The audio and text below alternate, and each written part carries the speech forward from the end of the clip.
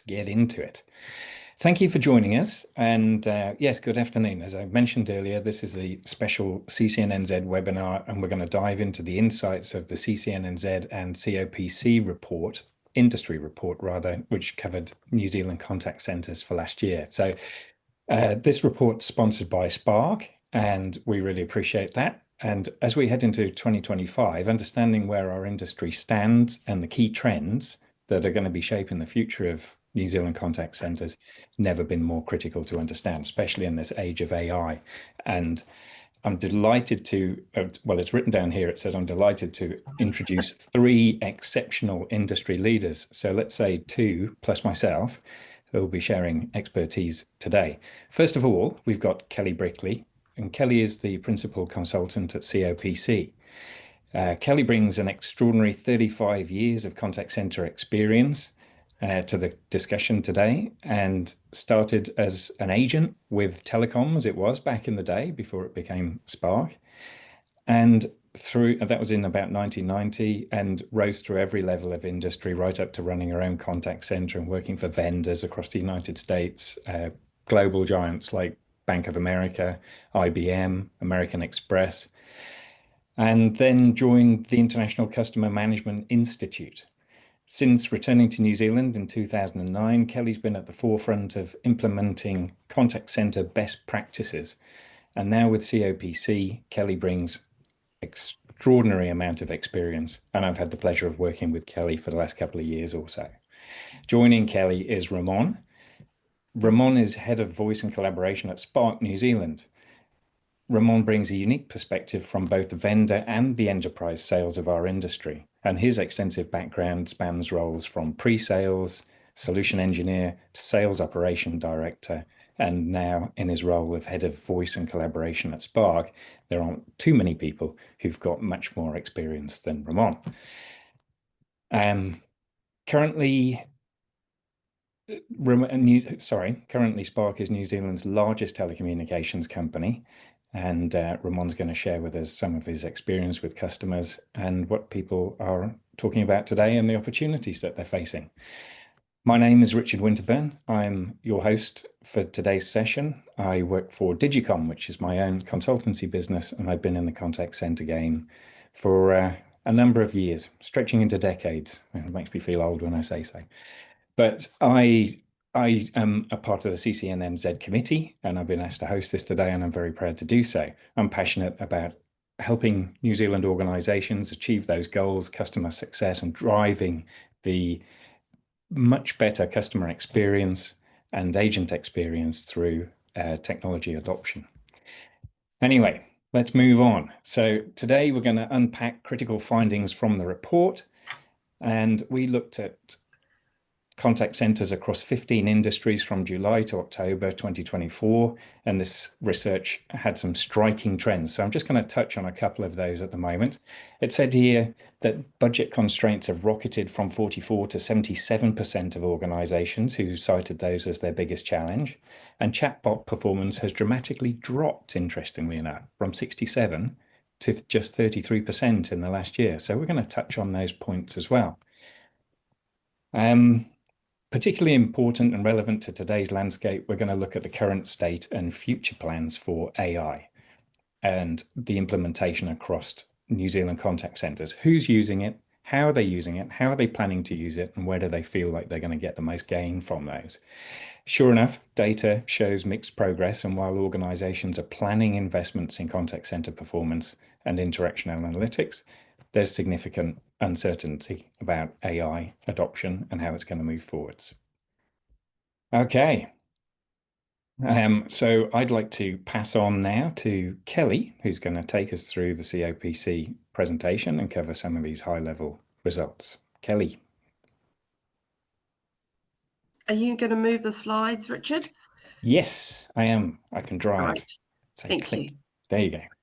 Okay, so that's the introduction I've just done. Yeah. Okay, well, welcome everyone. Really excited to have you all here today. I just want to do a quick overview of who we are, COPC. COPC did stand for Customer Operations Performance Centre, but they thought that was a bit too wordy, so we reduced it to COPC. So we're a global contact center and customer management consultancy firm, headquartered out of the US and started out of the US about 27 years ago. We've got about 100 consultants around the globe, and I am the representative here in New Zealand. So I'm really excited to be able to bring COPC services to the New Zealand market. So what we basically do is, just very quickly, we provide best practice assessments of your contact centre operations. So where are you currently rated against best practices, and where the opportunities are to improve. So that type of consulting services. We offer role-specific training courses. So for contact centre leaders, workforce managers, quality assurance. So training programs. And the other key area we do is research. So we are actually delivering the actual research for 2020. We've done it since 2023. What we're taking you through is the research results for 2024. And most importantly, the research for 2025 has just opened. And it's really, really important that you please contribute to that research, because the more people we have contributing to the research means we've got much richer data and insights on what's happening in the contact centre industry here in New Zealand. On the COP website, we've also got global industry research that is available for you to download. But importantly, we want to know what's going on in the New Zealand market. So I've already shared the link on LinkedIn. I know that Ramon has done and Richard has done as well. We'll keep resharing that on LinkedIn, and you'll see some emails coming probably into your inboxes as well with links to the research. It takes about 30 to 40 minutes to complete, but this is you guys doing this for you, because hopefully, as you'll see in the data we're going to share from last year's results, there are really valuable insights. Okay, next slide, please.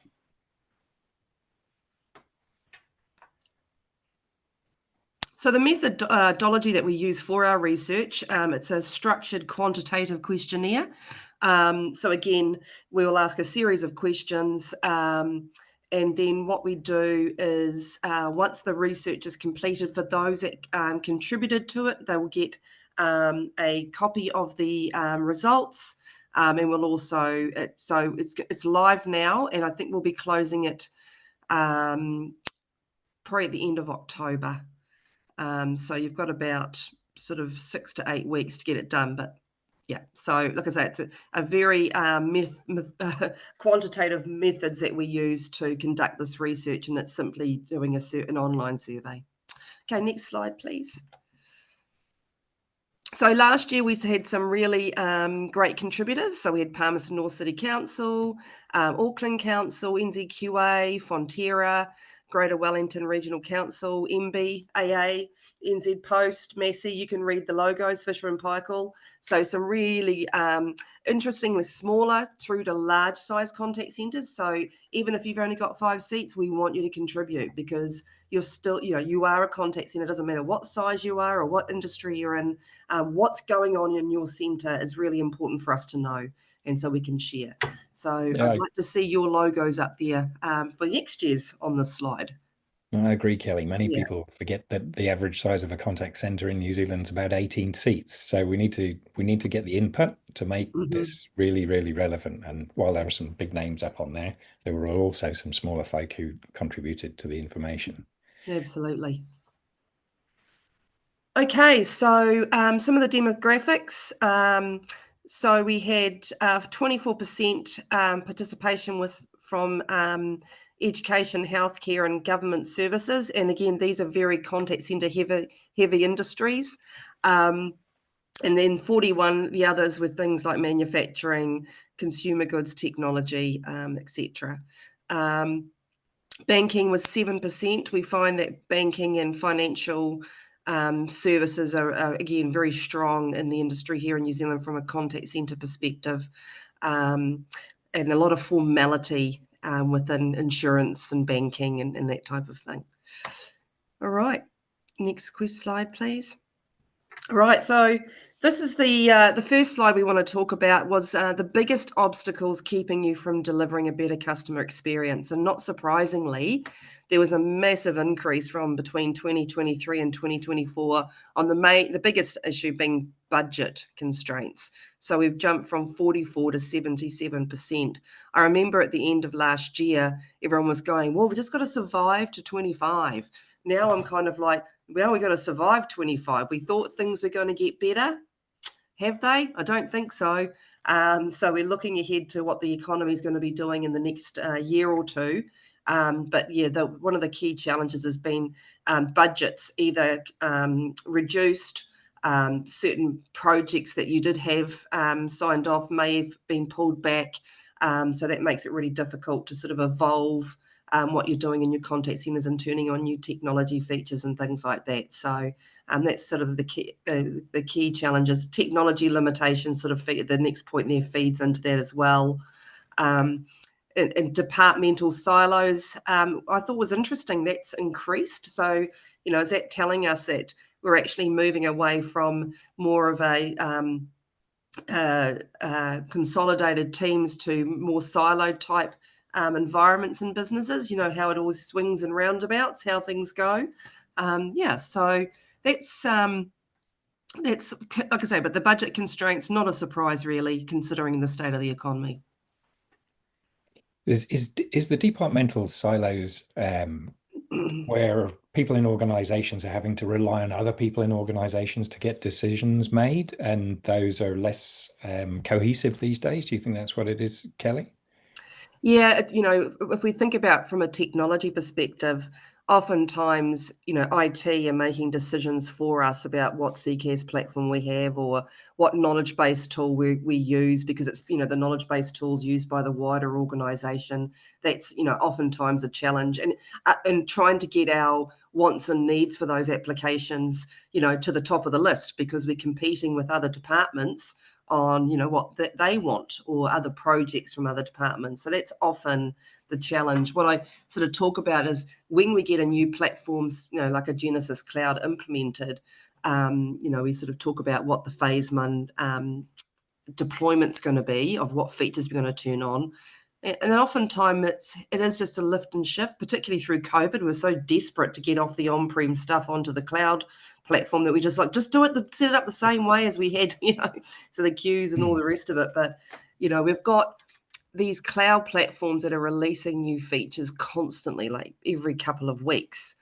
And there's all of this capability available to us, but it does take time, effort, and budget to actually put, turn new features on.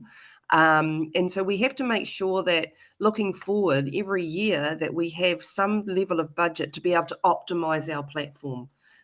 Ramon, do you want to sort of talk further to that? Obviously, that's kind of what you do, a lot of the work you do with your clients. Yep. Yeah, totally. So, I think different organizations have different practices when it comes to that, but having that regular budget set aside for taking advantage of those improvements that are constantly happening in the great cloud platforms that we have today is important, to make sure that you continue to innovate. And I think don't underestimate the value that you can deliver through those small incremental changes as well. Like, of course, the big bang kind of changes where you onboard an exciting new product or large feature area is fantastic. But in these times when budgets are a bit more constrained, you can really have a lot of impact by carefully looking at those smaller feature releases that are coming out and making the most of those. And it might be, just simply turning on a particular feature that you haven't used before. It mightn't take a lot of budget to do that. And it might just chip away a couple of seconds here of average handle time, for example, or, turning on something like callback to try and smooth those peaks and valleys. Not a huge amount of investment to do, but it can actually have quite a big impact on the success of, wait times and achieving service levels and things like that. So don't always think that, when you want to turn a new feature on, it's going to cost a lot of money. There might be something that you can turn on that might only take a couple of hours of effort, but can actually make quite a significant difference to those KPIs that you're chasing. Yeah, and easy to test at low risk, a lot of this stuff as well, isn't it? The vendors are making it such All right. I tell you what, I'm really interested in these statistics down towards the bottom here, is that we're turning the tide, it looks a little bit, by knowing what to prioritize and getting more buy-in from leadership there. I think this is great. And what I've seen over the last year or two is an increase in the number of people who are responsible in organizations for CX itself. So despite the lack of clear CX strategy that's in here, I'm also seeing that contact center is being deemed more important by businesses. So I think that's a good turn, and we'll start to see those budget constraints move around in the next year. And I think that's the trick, because again, with these platforms, when you can do anything, because they pretty much do whatever you want them to do, the trick is, well, what do you do, in what order, and when do you do it? Because they're infinitely capable. And so that's, some of the methodology that we use at COPC is what we call service journey blueprinting. So being able to look at a particular service journey like a claim from start to finish, and then identifying all the steps along the way and where some roadblocks might be, and then where the technology can solve particular problems across that existing service journey. So identifying current state to the desired state, and then that really helps identify what features you should be turning on. And you've got more control over that because it's very specified to you wanting to approve a particular service journey. So these particular features will support that, as opposed to, the vendor reckons we should do this or that, or Bob over here thinks we should do this, and everyone's sort of fighting for what feature they want to turn on next. So it's a really good defined method to figure out what should be on that feature deployment roadmap. Yeah, a customer first mentality. Absolutely. Yeah. Let's move on. Yeah, so I thought this was really interesting. How effective are your frontline staff when working at home compared to in office? So we see that 44% of centres now believe that the work at home staff are either much more effective or somewhat more effective compared to in office staff. Now, this is quite controversial because I presented this data earlier in the year when we released this. And I got quite a bit of pushback. Some people said, no, our in-centre agents are way better than our work-from-home agents. I guess the point here is we need to understand what it is for your contact centre. You need to be measuring this type of thing and understanding the performance. Is there any performance difference between people working from home or in office? Or if you've got a hybrid approach, so sometimes they're at home and sometimes they're in the office, is there any difference in performance then as well? And then identifying what the root causes are of that difference in performance. Ideally what we're working towards is there shouldn't be any performance difference. And if there is, what is it, why is it, and what can we do through coaching and training and support of those people in those environments to bring up their performance. Alex Shaw from Kiwibank, she manages just the entire work at home team. So all of her team managers and everyone that she brings on, team leaders, she's looking for specific skills that are different to team managers in the centre. And that is their effectiveness at being able to coach people remotely, engage with them remotely, how they're engaging with them, how they're touching base, how they're recognising that their agent may be having a problem because they're not sitting at the desk 2 seats away. They're not physically in the same space. So there is a difference in I think skills for team leaders, team managers that are managing people in office versus remote. Yeah, Ramon, you've got some thoughts on this, I know. I'm a fan of working from home myself, but how do you manage it yourselves, and how do you see your customers managing it really well? Are you using perhaps new technologies that support people working from home? Yeah, it's an interesting one because, like Kelly was saying, it can be a bit controversial, and there's definitely a broad sort of mix of opinions out there. And I see that with my own customers as well. So you've got some who are pursuing hybrid strategies, some have a lot of their workforce at home in the contact centers, and others they've really focused on bringing people back to the office. And I think probably echoing what Kelly's saying, where where I've seen the remote and hybrid workforces work really well is organizations who are really clear about, who and the circumstances for when people can work from home. So, for example, in some cases, I've seen organizations have policies based on particular demographics, but also the experience of the agent working from home. And then that's supported by, I think where it's worked really well is that's supported by supervisors and team leads who specifically have skills for managing their remote workforces, and possibly, we're seeing more and more tools coming into the market as well that are aimed at supporting people to do that. Yes, yeah, absolutely. I think the AI call summarization, the mid-call analysis that we can do, and also presenting relevant information to agents to support them on a call at home where they might have got that around them from their colleagues in a contact center. I think those are really good enablers. I'm pleased to see that the 50% in the middle of that graph is there's not too much of a difference in performance between both people. So yeah. We're certainly, I'm certainly seeing a push to get people back into the in-centre. It's definitely, we've swung back, that way, I think.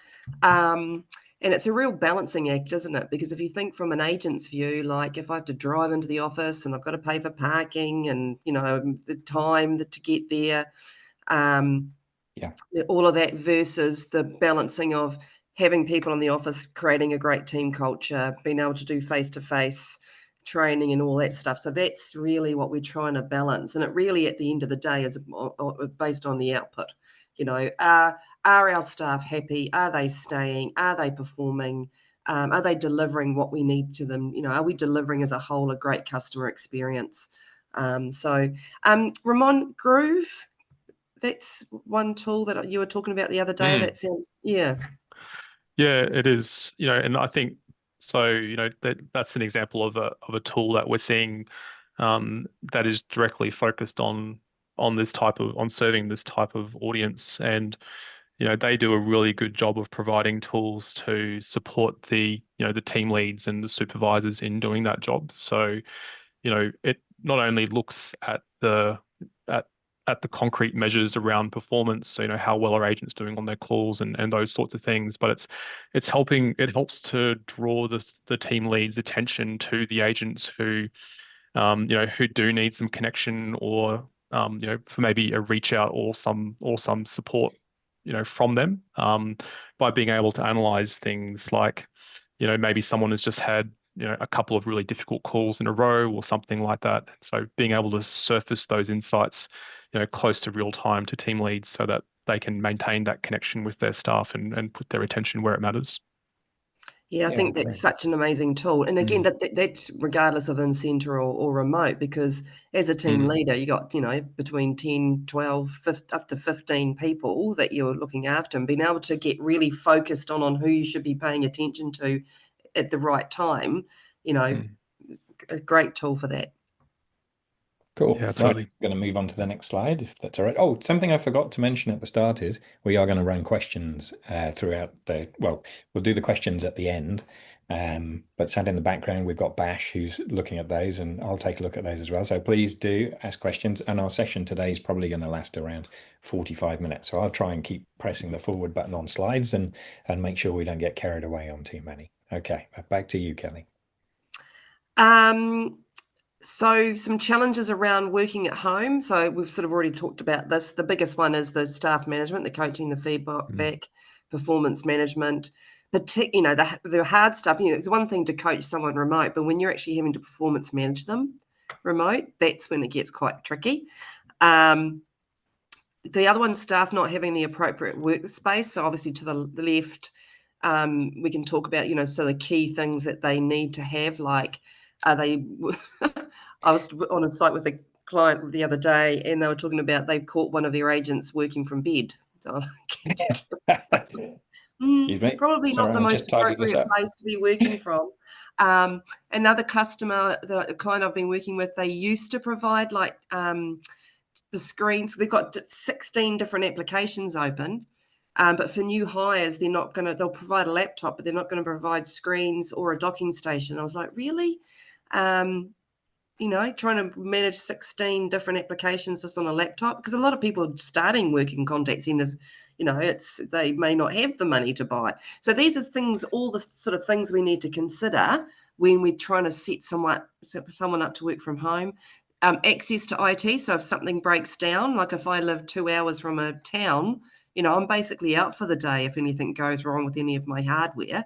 Or my internet connection's a whole nother thing. So these are all the things that we need to sort of think about when we're defining our work at home policies. And again, I'm seeing a move to people that work from home have to be, within cooey of the actual office, and we're definitely seeing a move towards that more hybrid approach, sometimes in the office, sometimes at home. And that's actually we're seeing the highest level of agent satisfaction actually are the people that have that sort of hybrid approach. So that's typically the most happy agents are the ones that have got that hybrid approach.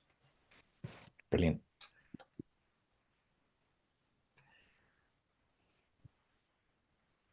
Plans for future usage and implementation. I thought this was really quite a fascinating slide. I know there's a lot of data sat on here, so maybe we'll just pick a few of the highlights out of here. Everybody at the moment is talking about AI, and AI really relies on a good knowledge management system. What can you tell us about that, Kelly? Exactly that, and it's the real unsexy stuff too. It's the real. It's your data. You've got to just go through it and clean it up and get it right and make sure. And it's not a once and done approach either. You do need, depending on the size of your organisation, but when it comes to curation of knowledge-based content, it's an ongoing thing, and the success of your content delivers, as a direct result of the success of your AI. So if you're talking about things like Copilot and that type of thing, bots that are interacting with customers and ensuring accuracy and quality of responses to customers to help them self-resolve is all reliant a lot of the time on knowledge-based content. Ramon, what are your sort of thoughts on that? Yeah, that's exactly what we see as well. Data is the fuel that drives AI, I think. So we're seeing a lot of customers put attention onto their knowledge management systems, and that's what we're doing internally at Spark, as well, is that focus on knowledge and making sure that it's fit for purpose, so that it's providing the right fuel for AI systems to surface that information up and be useful. And same more broadly with with automation of processes and those sorts of things. With bots, is making sure that they've got access to good data inside your organization and the right data. So a lot of attention on getting those foundations right in preparation for doing more AI projects in the future. Yeah, and you got to get it right. I mean, you got to keep doing it right. Yep, that's right. Forever and ever. Yep. It doesn't stop. Ongoing refining. Cool. I think that CRM systems, again, it's interesting because integration between CRM tools and your contact center platform has been around for decades now. So, traditionally it was, the call comes in, it sends the caller ID off to the CRM, it finds Kelly's record and it does a screen pop, right? We've been doing that for a very, very long time. I think the challenge now, though, is around the user interface. So, the whole single pane of glass approach, and what's all the information that the agent needs in the moment to be able to resolve that interaction at the highest level of quality, hopefully resolve on first contact within the optimized average handle time. Okay, so that might be serving content from a CRM, information like previous interaction history from the contact center platform. It might be knowledge-based content. That could be information from a website. I always sort of use the term desktop nirvana. So what's all that information they need? And I think one of the key challenges these days is what's going to be the main front end. Is it going to be the Salesforce? Is it going to be Genesis? And trying to figure that out. Ramon, have you got any sort of thoughts on that? Trying to how you figure out what's the right sort of approach? Yeah, figuring out I think so. I think like what's happening at the moment is a whole lot of consolidation that's going on, and you'll see that, I think all the major CRMs and CCAS partners or vendors are announcing, partnerships for integrations between their platforms, and those integrations are much deeper than what we've seen in the past. So and I think a lot of that is driving what's happening in AI and automation as well. So behind the scenes with those integrations, we're seeing things like unified data platforms where data from about the customer contact and all of that great information, as well as data that's in the CRM that's about the customer, are being joined together. And and then organizations are positioning themselves as that orchestration layer on top of that, and that's really sort of how things are playing out. So I think it's a bit of a challenge to decide which one to use as your sort of source of one pane of glass, but it seems to be that the trend is towards that being the CRM at this point. I think the other real big area is around analytics. So we've had speech analytics and things like sentiment analysis and stuff for a few years now, and sort of how do we use that though? Like we can see the transcription of the call, we can see where when the agent said this, there was it was scored low, or when a customer said this, it scored high, and that type of thing. So that's a lot of detail.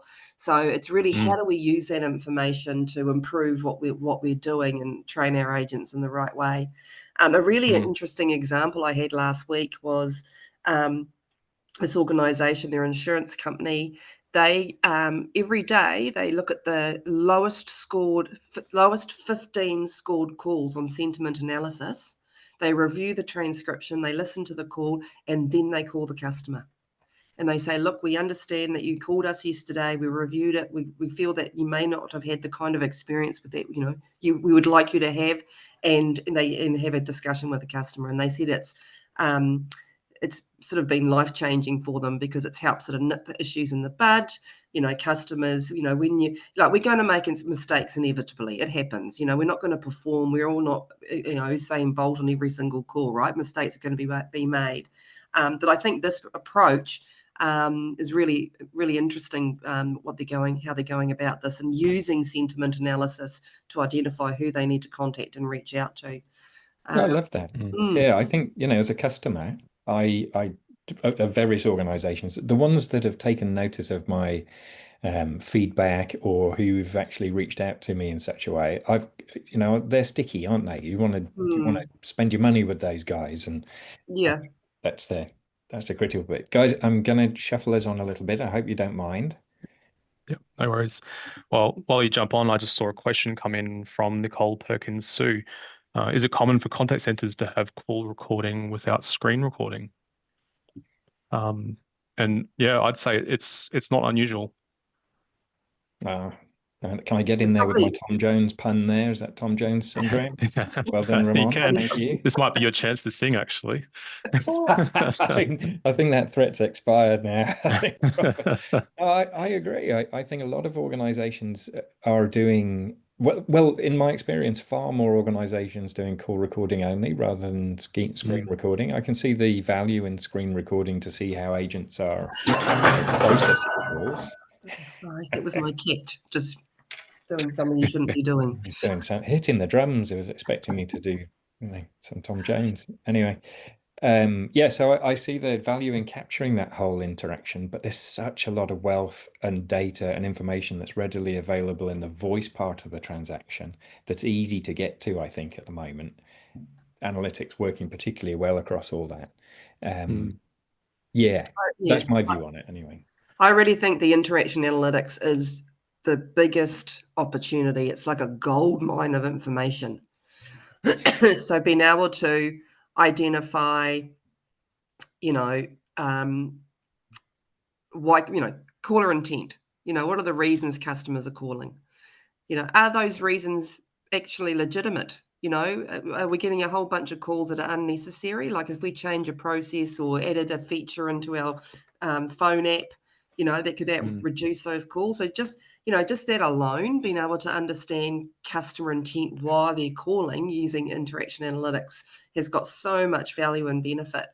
And then doing things like, QA, being able to score interactions using AI is another big area that we're seeing. Now, interestingly, we've definitely seen some improvement, and I think, Ramon, you'll have some opinions on this, about how successful the bot is in scoring versus is it calibrated with a human scoring. So that's kind of the trick for me. But I think AI scoring can be used incredibly well to create a biased sample. So, hey, bot, go review all of these calls, and I want you to identify all the calls where the agent has not discussed the privacy statement, for example, or any sort of compliance type issues that you might have. And you might see, like, oh my gosh, on 30% of our calls last week, agents were not doing this particular compliance thing. That's a real risk. That's a problem. So that's where we can see AI working very, very well, being able to analyze interactions and help us improve what's going on. Yeah, totally. I was reading something the other day on LinkedIn, and it was an organization that had run analytics across their previous 6 months worth of calls. And they were saying, here's all our successful calls. Why are these agents more successful than other agents? What are they doing that's different? And the AI, I mean, it's a brilliant use. The AI would go back across it, look at the behaviors, surface the behaviors of certain people. And one of the things that they dragged up from there was that they were a sales organization selling product, but their most successful agents weren't talking about product until 80% into the call, whereas the least successful ones were trending towards the front of the call. They had a solution for the customer by within 20%. What a valuable insight that is. So we know now that if agents have this kind of conversation with the customer, then they'll be more successful. So then we build that into our training and our coaching and all of that, and then we get all agents doing it that way because we know that's the successful way. Yeah, 100%. Absolutely. And they had to change their whole training plan based on what they discovered looking back across the call. Yeah. It's a really, like, text and speech analytics is a real foundational technology, I think, that enables so many other things. The information that you get from that can be, we talked about investment and where you invest a bit early on. I think at Spark, we use it to help uncover use cases for where are we going to invest next. So where are the friction areas in customer experience, for example, or where would there be value in some self-service automation? Being able to use it for use cases like you were saying as well, Kelly, and Richard, around quality and understanding what's happening in your conversations. Like, with many of our customers who in the past were very reliant on wrap-up code reporting, for example, or even some of them have multiple tiers of wrap-up code. The granularity and detail that text-to-speech analytics can give you is vastly superior to that. So we're really seeing that take off with our customers and also internally, and just that ability to be able to reevaluate past conversations or to identify what are the current trends that we need to respond to proactively. It's hugely valuable. And it's in the moment, on the day, that data is available to us. So if we're a couple of hours into the day and like something weird's going on here, we can deal with it as opposed to some report that, we get from last week. Well, we can't fix it then, That's right. It's too late now. But if we can have that kind of near real time information to help us, with our day-to-day operations, for sure. Yeah, 100%. Okay, I'll move us forward quickly. Next slide. I say quickly. I love this slide, so there's a lot to talk about on it. So. We could spend an hour. Yeah, just we could.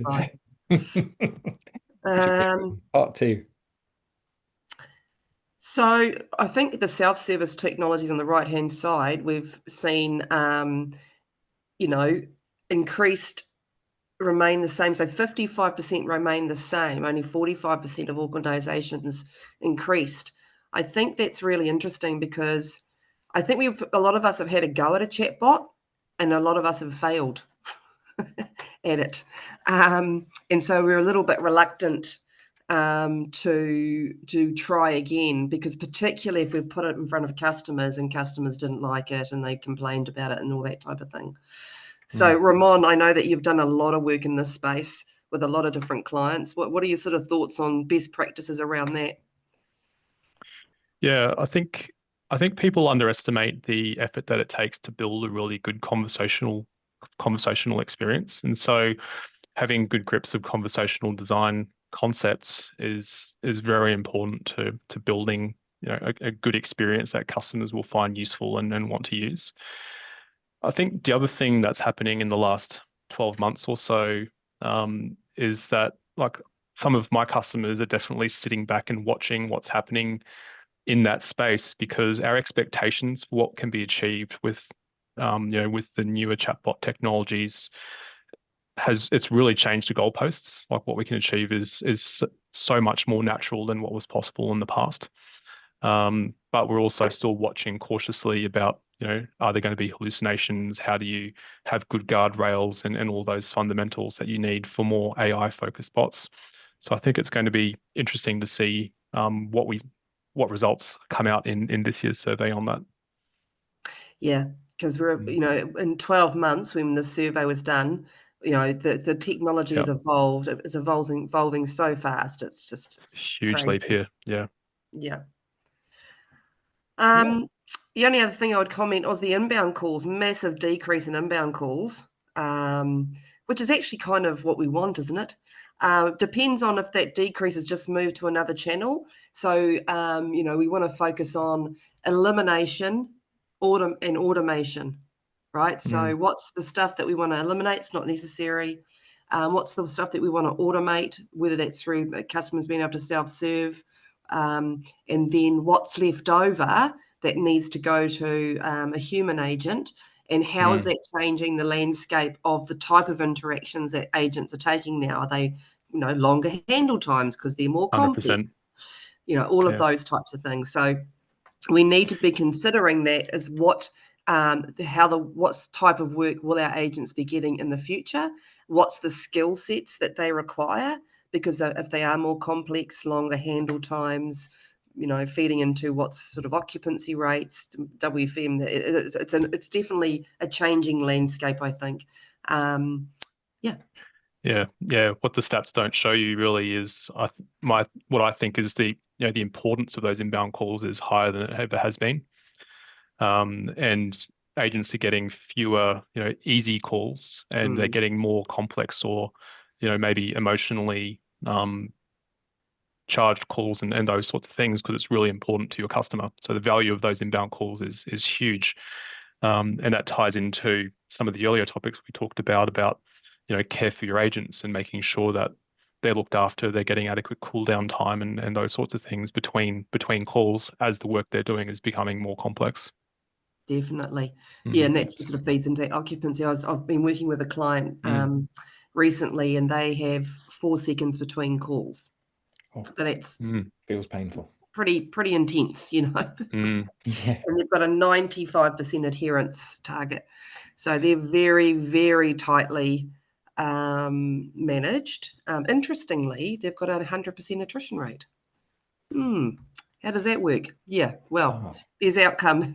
There's results for that sort of leadership style. So I thought that was quite interesting. So, anywho, that burns people pretty quick, doesn't it? It sure does. I tell you what I see on here that's interesting is the amount of outbound calls that people are reporting have gone up. So 44% said more outbounds. And I think that may also reflect around what Ramon was saying about the inbound calls reducing. It's giving people more chance to do outbound. So perhaps a lot more blending of campaigns and in contact centers. Yeah, I think that's one area of massive opportunity is our proactive customer management strategy. Yeah. So how are we going to keep customers up to date? Like we're doing it now. We're sending them emails and texts and your claims being processed and all that type of thing. But it's about anticipating customer needs, keeping them up to date. And we can, again, analysing those inbound calls can help identify, well, gosh, that call was unnecessary because the customer was just calling to check up on something. So, let's do that more frequently or whatever it might be. But that's a big area of opportunity, I believe. Why are they calling in? Let's stop that. Yeah.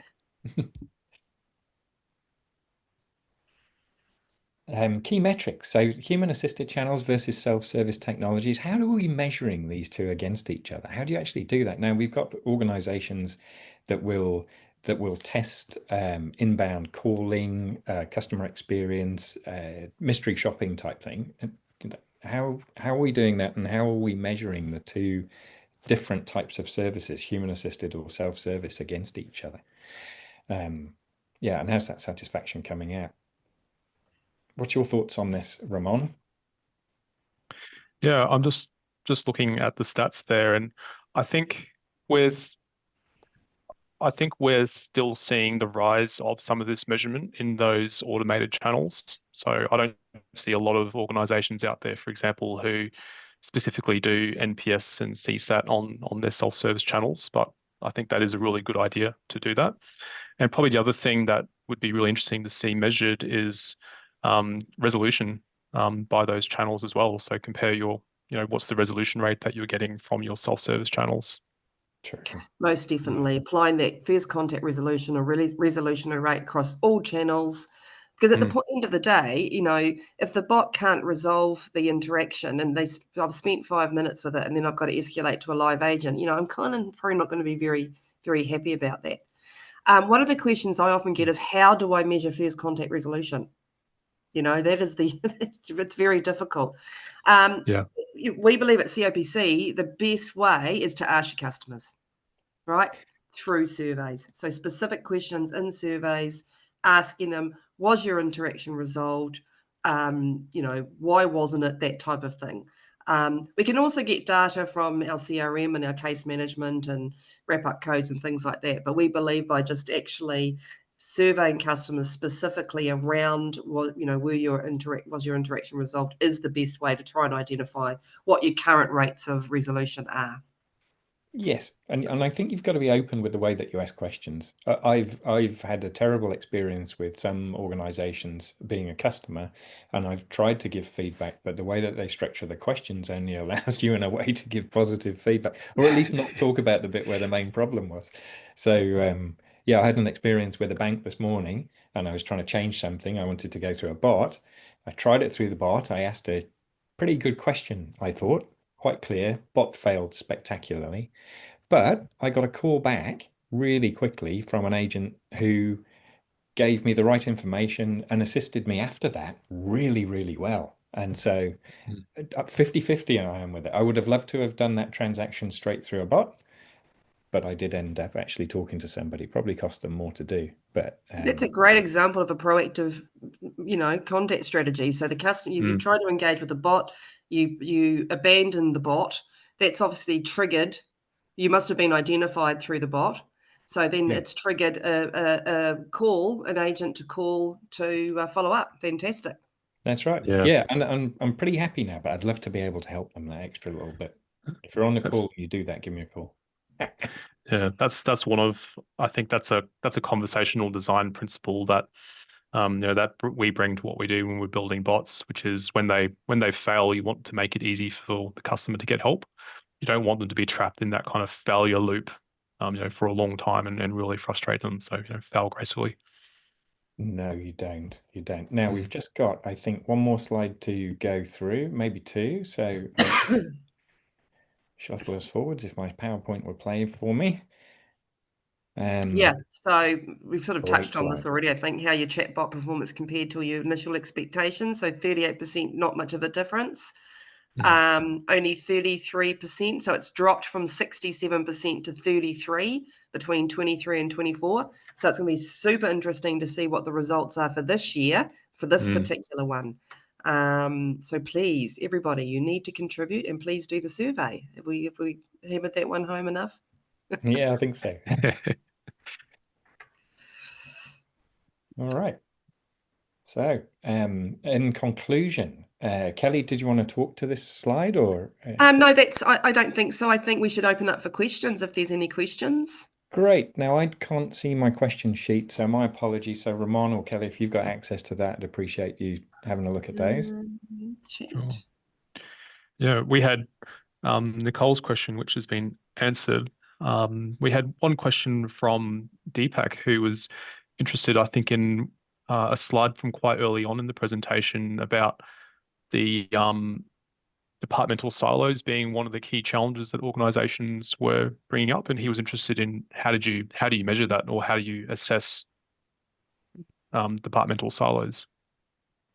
Yeah, so is it within within the contact center? Have you got silos within your contact center? So that might be based on product sets or sales versus service. Oftentimes we'll find claims is very separate to the customer service team in an insurance type of environment because there's very different skill sets required, but there may be shared services across that. Or, the classic one I always talk about is the marketing department, which is obviously outside of the contact center, but they're sending outbound comms, they're setting expectations, they're telling customers what to expect for the product and services of the organization. And then at the contact center, we are responsible for meeting whatever they say is going to happen. So and that's an example where we need to have really tight relationships with marketing or whoever's sending out communications. And it might just be what's been said on our website, for example, or what's a new promotion on the phone app. Because if we're potentially going to get an interaction about that, we need to know about it. So, yeah, I think that it's an interesting question about, where are the silos? So, in a silo for me means, if you think about what it looks like, it's kind of like it's closed. It's hard to sort of break through that. Is it causing us any problems that there is a siloed approach to the organisation? Does it mean that it's hard for us to get things done because we've got to go jump through hoops to get things signed off? So, that's the kind of stuff I'd be looking for. It may not be a problem to have a siloed type of organisation as long as it's not restricting us or, putting roadblocks in place. Cool. Something Thanks, that Kelly. occurred to me earlier on in our presentation was the use. Ramon, you were talking about CRM and ERP systems being integrated into the contact center a lot more. We've seen it in the past. We've screen popped, as Kelly was saying. That's not new technology. But Yep. I was talking to an organization the other day, and they were talking about their contact center integration. Now they are a task management system, an ERP task management system. And what they're doing more and more is pushing those tasks into the contact center to allow the task, as well as any calls and customer interactions, to be managed by the contact center application.